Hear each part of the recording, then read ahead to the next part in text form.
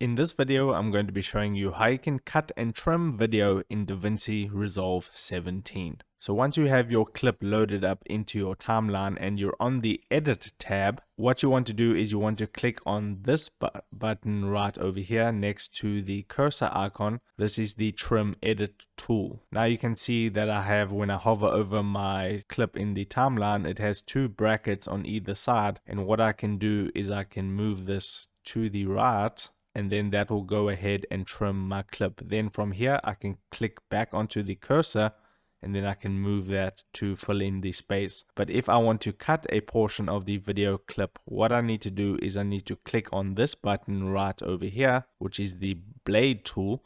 And then when I hover over my clip, you can see the blade tool with a vertical line coming down.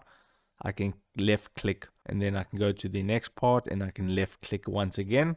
Then I can go back and I can click on the cursor tool, select that clip and then just right click, and then I can click on cut. That will remove that portion of the clip, and then I can click on this portion of the clip and then move it back into that space.